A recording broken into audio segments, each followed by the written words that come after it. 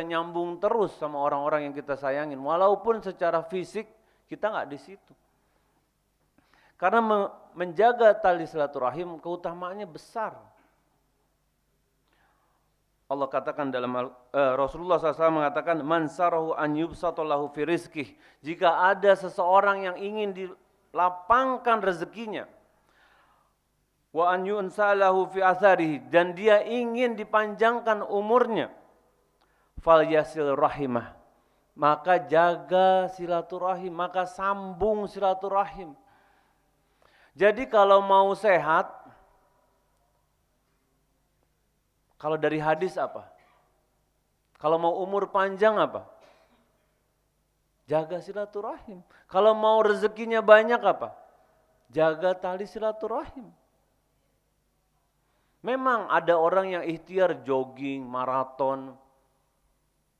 Tapi kalau kita lihat, kalau kita ingin umur kita panjang, ulama menafsirkan makna umurnya dipanjangkan itu maksudnya ada beberapa macam. Jadi yang pertama, ketika umurnya ditambahkan oleh Allah Subhanahu wa taala. Yang kedua, umurnya tetap tapi penuh keberkahan.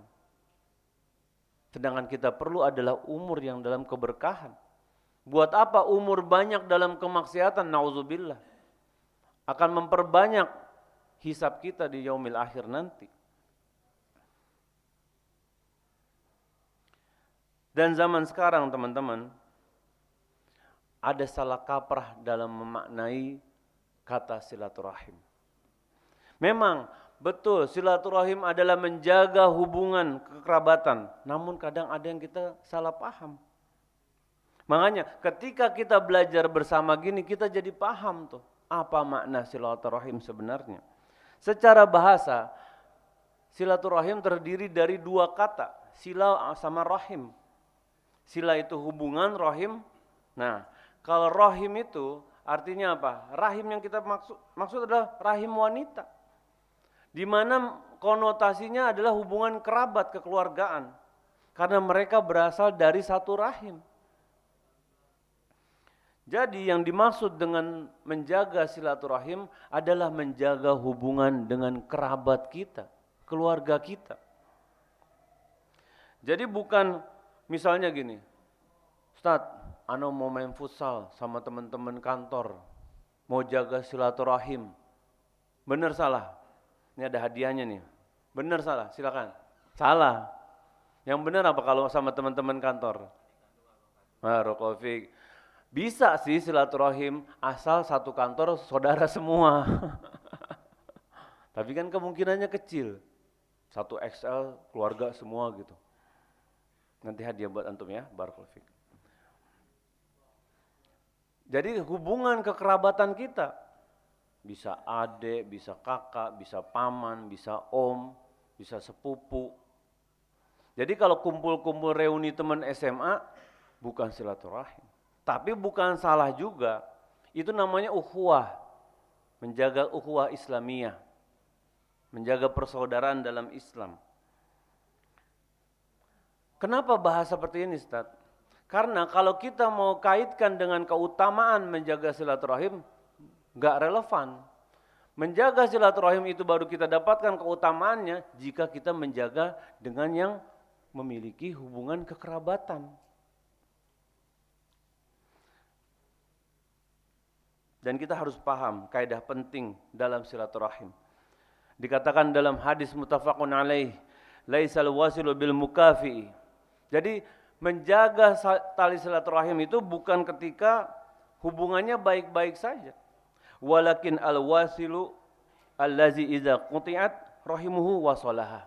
Jadi yang dikatakan menjaga tali silaturahim adalah ketika tali silaturahim itu diputuskan, kita menyambungin lagi.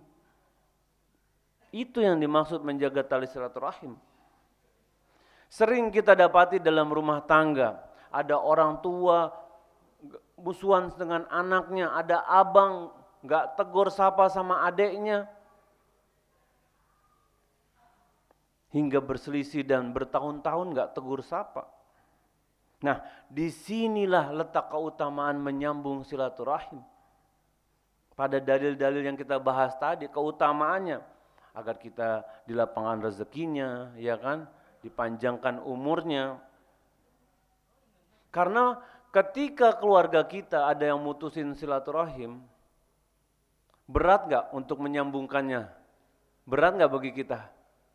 Berat, apalagi adik lagi, yang salah dia lagi. Dia kan adik Ustaz, harusnya dia yang deketin ana gengsi. Sama orang tua, masalah warisan ribut. Ibunya diboikot, gak pergi ke rumah ibunya. Ada Pak keluarga seperti itu. Jadi yang dikatakan menjaga tali silaturahim bukan ketika kunjung mengunjungi, ketika semua baik-baik aja. Itu mah semua bisa. Datang ke rumah lagi lebaran, ke sini, ke situ, itu mudah. Tapi ketika diputuskan tali silaturahim, kita berlapang dada, bersabar untuk menyambungkannya kembali. Menurunkan ego kita. Walaupun dia lebih muda. Karena kita paham apa keutamaan menjaga silaturahim. Karena kita paham apa ancaman bagi orang yang memutuskan silaturahim. Karena kita tahu pahala sabar Allah berikan pada orang yang bersabar. Jadi silaturahim bukan hanya sekedar kunjung mengunjungi dalam keadaan hubungan sosial, tapi berperilaku baik, menjaga hubungan yang harmonis, saling bantu dan menyayangi. Sekarang kita cek, nanti kalau kita mau pulang atau nanti mau Id, siapa yang memutuskan silaturahim dengan kita? Punya daftarnya. Dan sudah saatnya ketika kita belajar seperti ini, kita amalkan. Al-amal samratul ilm. Berbuat, beramal adalah buah dari ilmu. Berat saat memang berat. Kita lebih tua, rumahnya lebih jauh. Maaf, gak terima tamu. Padahal tantenya yang datang. Dilihat di CCTV, ini paman yang suka minta duit. Subhanallah. Kita harus menjaga tali silaturahim. Karena dikatakan, dalam hadis dikatakan, la yadkhulul jannah qati'un. Enggak masuk surga orang yang memutuskan silaturahim. Dan orang yang paling utama untuk kita jaga silaturahim kepada siapa? Orang tua, adik, kakak. Dan itu paling utama. Bahkan Rasulullah SAW pernah mengatakan, Alla unabbiukum bi akbaril kabair. Ala unabbiukum bi akbaril kabair. Ala unabbiukum bi akbaril kabair. Salah samarat 3 kali Rasulullah SAW mengatakan, apakah kalian mau aku kasih tahu dosa yang paling besar dari semua dosa besar?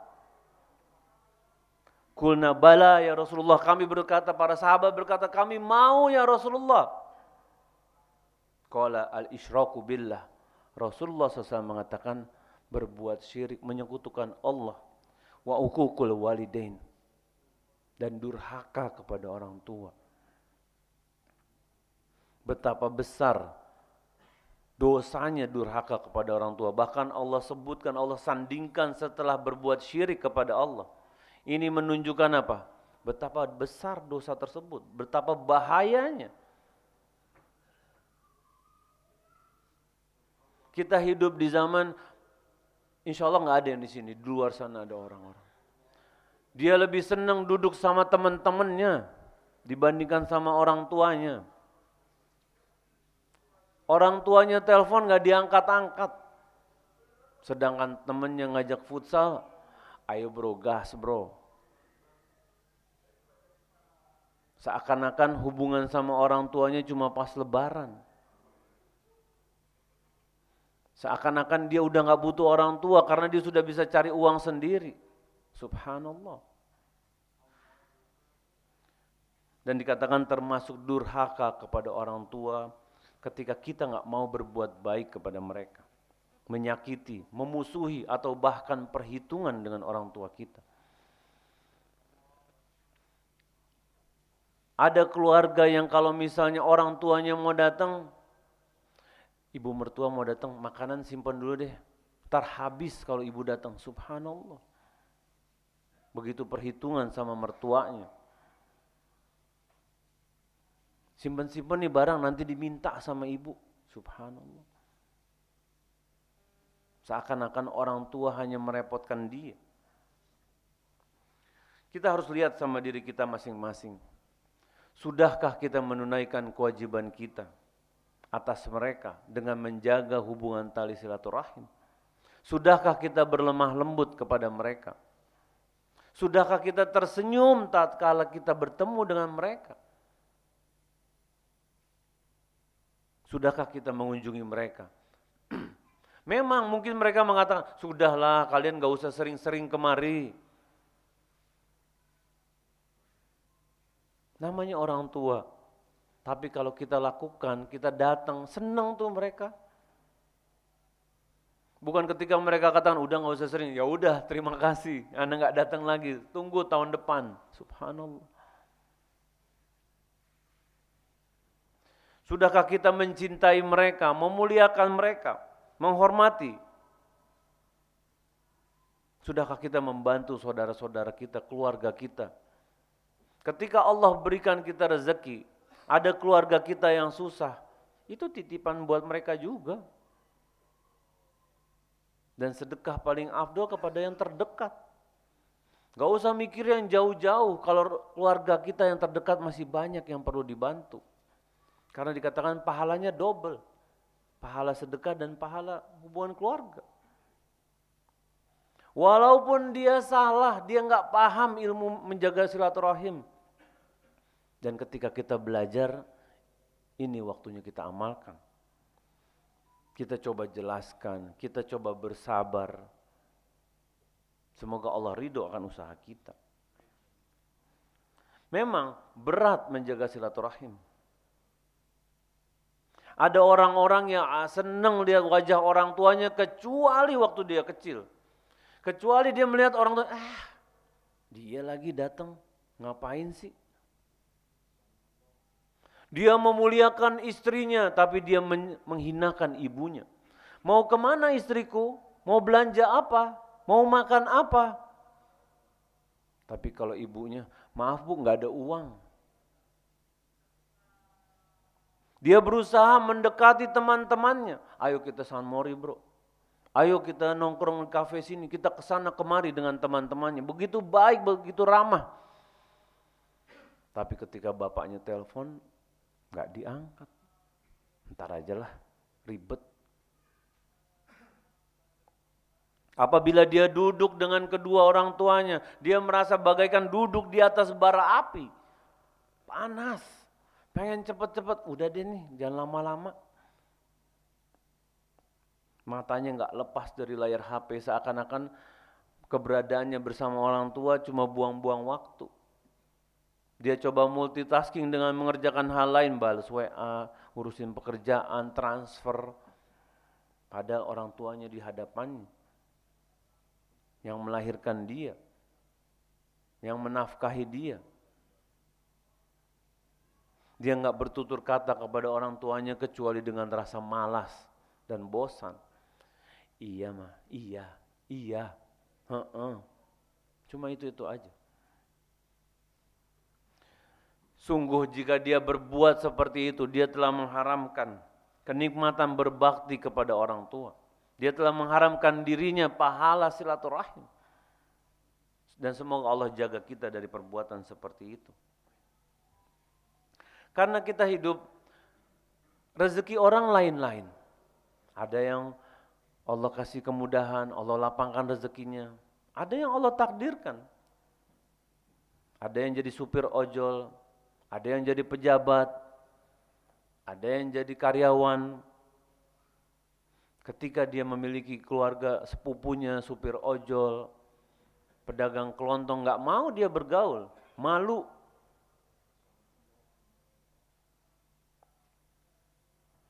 Sedangkan dia adalah seorang VP BUMN dan sepupunya supir ojol. Dia dalam keadaan berkecukupan, sedangkan keluarganya melarat. Enggak mau dia nyambung tali silaturahim dengan sepupunya, dengan keluarganya. Takut nanti dilihat wartawan dan lain-lain. Takut orang tahu kalau dia punya keluarga yang masih tidak mampu.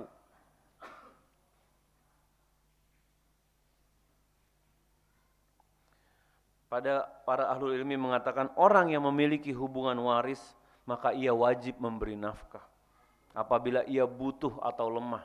Sedangkan orangnya yang memberikan itu mampu. Jadi kalau misalnya sepupu kita atau keluarga kita mampu, tante kita, om kita, wajib tuh kita ngasih kalau mereka nggak mampu. Dan jika dia bakhil maka dia dosa dan akan dihisab di hari kiamat.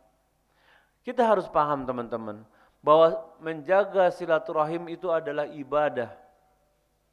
Makanya kita harus niatkan ikhlas karena Allah Subhanahu wa taala dan berusaha mengikuti tuntunan Rasulullah SAW. Dengan menjaga silaturahim yang benar, kita bisa mendapatkan berkah dan ridha Allah Subhanahu wa taala. Tetapi juga kita mendapatkan hubungan kekeluargaan yang harmonis, yang saling bantu, saling support, bukan masing-masing. Karena kita lihat realitanya, kita hidup di Jakarta, pergi pagi, pulang malam, tiap hari, belum weekend belanja bulanan, belum mesti olahraga, mesti ini, mesti itu. Kalau kita tidak memprioritaskan menjaga silaturahim, nggak bakalan tuh.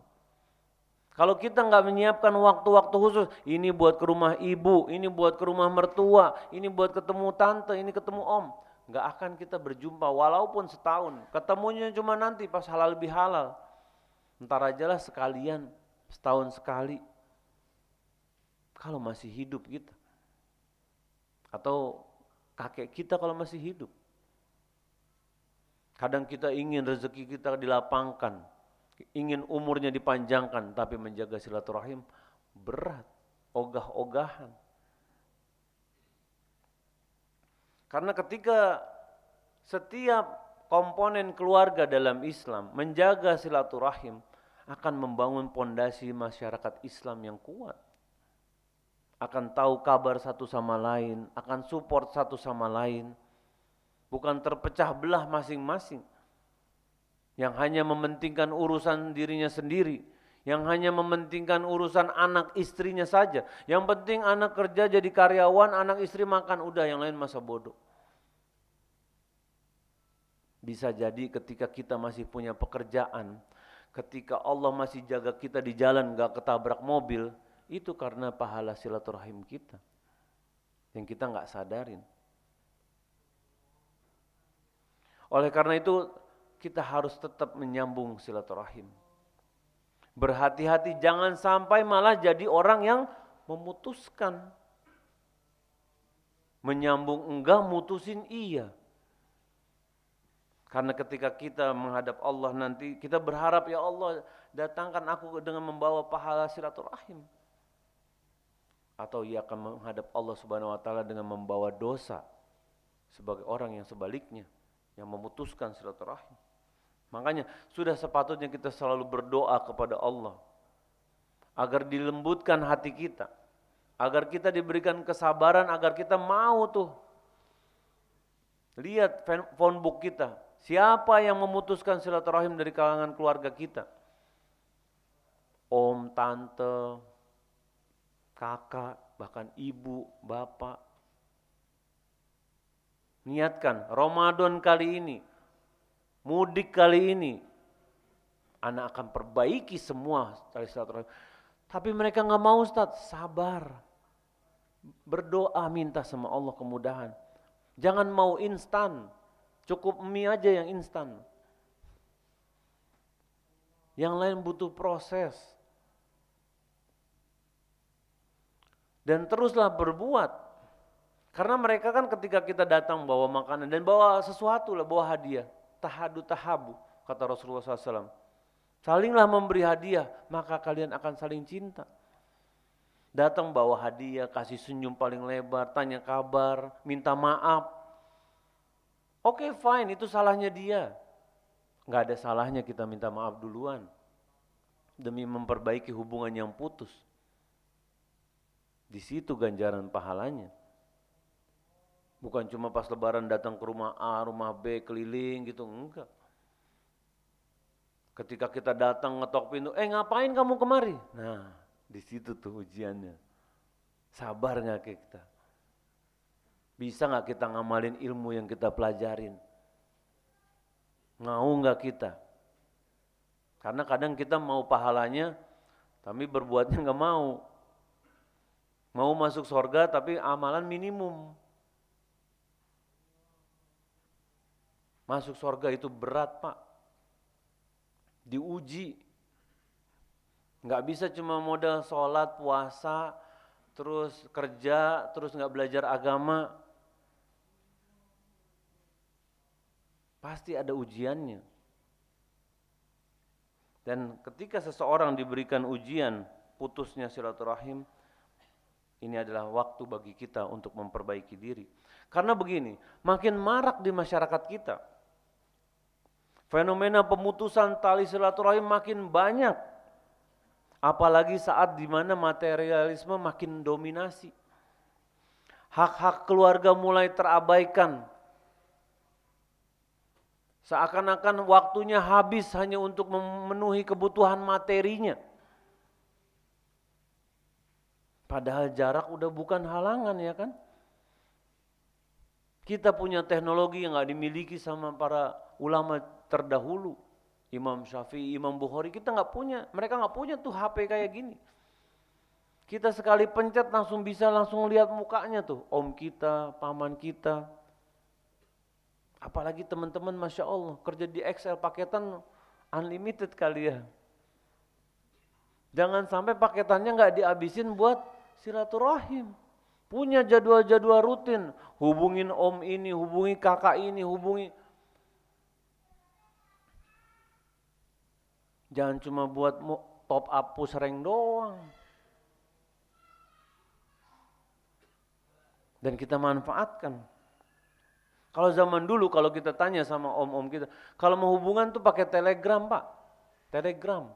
Bukan Telegram aplikasi. Ada tukang keliling tuh naik sepeda. Titip sama mereka. Enggak tahu sampai apa enggak, pokoknya titip aja. Bisa sebulan, bisa 2 bulan, bisa nggak sampai. Ada pakai merpati burung.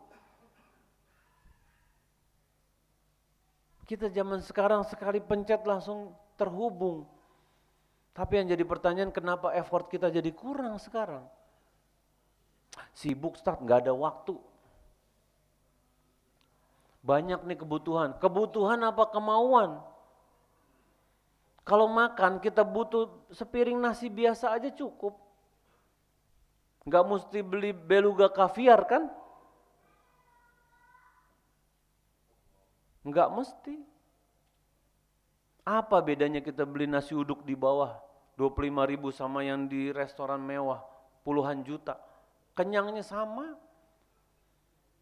Bedanya selfie doang. Makanya ketika kita sadar bahwa waktu kita harus di-manage, ada waktu-waktu yang kita tetapkan untuk menjaga silaturahim. Oh, bulan ini, atau bikin reminder di HP, bikin alarm, kalender, tanggal segini hubungi ini, tanggal segini hubungi ini. Punya jadwal rutin. Oh, yang ini musuhin ana harus deketin. Dia nggak suka, biarin. Nanti dia juga akan bingung. Ini udah ana musuhin tapi dia tetap baik sama ana.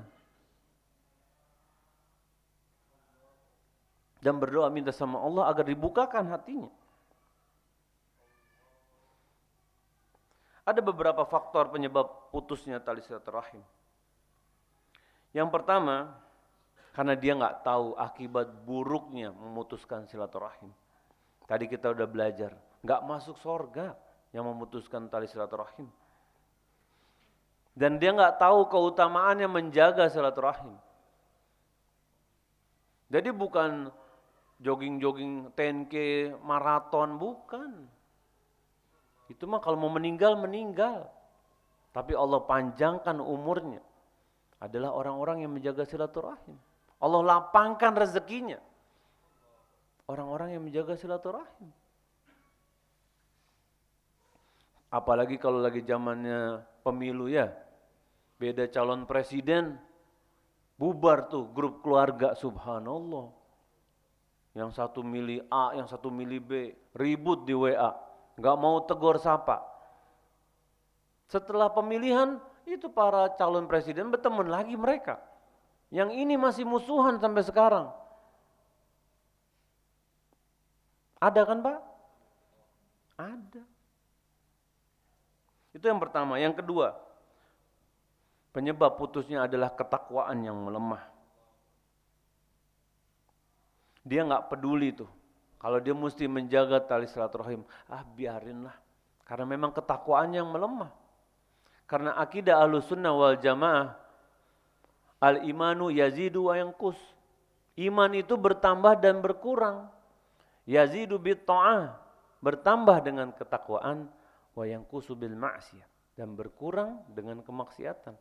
Ketika seseorang terus berulang-ulang melakukan maksiat, ketakwaannya melemah dan berkurang. Akhirnya dia jadi nggak peduli. Ini diperintahkan, sudahlah. Yang dia ikuti hanya hawa nafsunya. Dia nggak pernah tergiur dengan pahala silaturahim yang Allah janjikan. Dia milih hari Ahad, udahlah ana mendingan jogging aja Car Free Day. Dibandingkan ana harus ke rumah orang tua atau ke rumah kakak. Dia memilih mendingan ana main sepeda dari subuh sampai maghrib. Dibandingkan ke rumah keluarganya yang susah, atau yang perlu dibantu, nauzubillah. Karena ketakwaan yang melemah. Sebab yang ketiga, kesombongan. Ini juga menjadi penyebab putusnya silaturahim. Ketika seseorang diberikan jabatan, diberikan posisi, pergi kemana-mana dengan pengawalan polisi, ada asisten, ada ajudan, buat dia sombong dengan keluarga dekatnya. Dia menganggap kalau dia nih yang jabatannya tinggi, pergi ke rumah saudaranya nggak mampu, itu hina. Begitu juga mereka mengatakan, mereka yang harusnya datang ke rumahku. Karena aku pejabat sekarang. Aku jenderal sekarang. Mereka orang-orang miskin itu, keluargaku, harusnya mereka yang datang. Karena dia merasa dia paling sukses. Jadi kalau dia bertemu saudaranya di jalan, malu dia untuk berjumpa. Ketemu dengan keluarganya yang pelayan restoran, yang supir ojol, tak mau dia bertegur sapa. Akhirnya apa? Silaturahim menjadi terputus. Dan masih banyak beberapa penyebab faktor yang lain. Mudah-mudahan Allah mudahkan kita bahas di lain waktu. Mungkin kita selanjutnya kita buka dengan sesi tanya jawab ya. Barakallahu fiik. Silakan yang mau bertanya. Masih ada hadiah 2 buku buat pertanyaan baik. Pertama. Terima kasih Ustadz. Untuk para jemaah bagi yang ingin bertanya dipersilahkan. Salam barakallahu fiik. Nah, Assalamualaikum warahmatullahi wabarakatuh. Waalaikumsalam warahmatullahi. Ustadz, untuk himbauan untuk menjaga tali silaturahmi, apakah berlaku juga untuk saudara-saudara kita yang non muslim, Ustadz? Nah,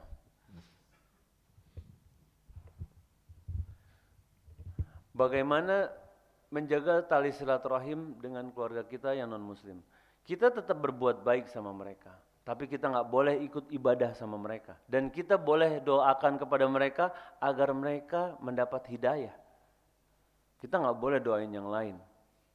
Dan ketika itu salah satu pintu terbaik yang bermanfaat bagi kita adalah kita menjadi pintu hidayah buat mereka. Jangan sungkan-sungkan Pak menawarkan agama Islam. Agama Islam ini sempurna. Kita kalau dagang barangnya sempurna, pede nggak harusnya? Pede. Apalagi sama saudara sendiri. Nggak usah malu-malu, bismillah. Ntar dicap nggak toleransi, enggak gitu konsepnya. Kalau kamu mau nanya apa, ngomong. Kita bantu, kita jelasin, bilang begitu sama mereka. Karena itu bukti bentuk sayangnya kita sama keluarga. Iya kan? Kalau kita biarkan mereka meninggal dalam agamanya. Bahkan Imam Syafi'i mengatakan, jika hidayah bisa aku beli, akan aku beli berkeranjang-keranjang, akan kubagikan sama keluargaku yang orang-orang yang kusayangin. Dan jangan putus asa. Ikhtiar terus, bismillah, pelajari metodenya, ada caranya. Disesuaikan, misalnya agamanya A, pendekatannya begini, apa yang itu ada metodenya, dipelajari. Dan tentu mereka orang-orang itu nggak lihat dalil, Pak. Mereka nggak lihat ayat-ayat Al-Quran, nggak lihat hadis, tapi mereka melihat bagaimana kita keseharian. Kita murah senyum nggak, baik nggak sama orang. Karena mereka tetap punya hak berbuat baik kepada mereka. Bawain makanan, bantu, selama tidak berkaitan dengan ibadah mereka. Bukan berarti hadir di acara mereka, ibadah mereka, bukan. Ada batasannya, tapi tetap berbuat baik, suka nggak suka. Ana alhamdulillah pembina mualaf di Al-Azhar. Itu teman-teman yang masuk Islam, Masya Allah. Bapaknya belum, ibunya belum. Itu ujian buat mereka. Gimana perasaan kita? Kita tuh sayang banget sama orang tua kita kan? Tapi Allah takdirkan seperti itu. Makanya salah satu nikmat yang kadang kita lupa syukurin adalah lahir dari keluarga Islam. Di mana orang tua kita mereka Islam, itu nikmat. Kadang kita kan, ya udah sih Ustaz, emang takdir juga. Tapi kalau kita syukur, kita lihat teman-teman kita yang mu'alaf, subhanallah. Berat teman-teman, dimusuhin, dikucilkan. Nah tugas kita ketika ada keluarga yang seperti itu, bantu, nasehatin, apa yang mau ditanya. Ada yang bingung di mana, karena kan mereka dengan pemahaman mereka kan tentang Islam. Kalau kita bisa jelasin dengan senyum, dengan ramah, enggak maksa, dan berdoa agar Allah berikan hidayah. Itu jalannya mudah-mudahan. Barakallahu fiik. Silakan yang bertanya. Baik.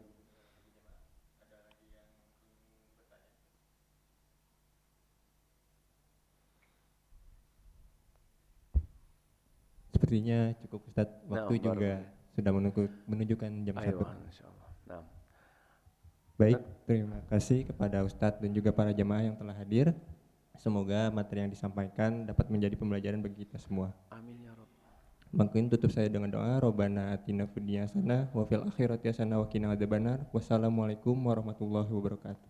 Waalaikumsalam warahmatullahi wabarakatuh. Ini hadiahnya yang itu maju ke sini ya, nanti Anan.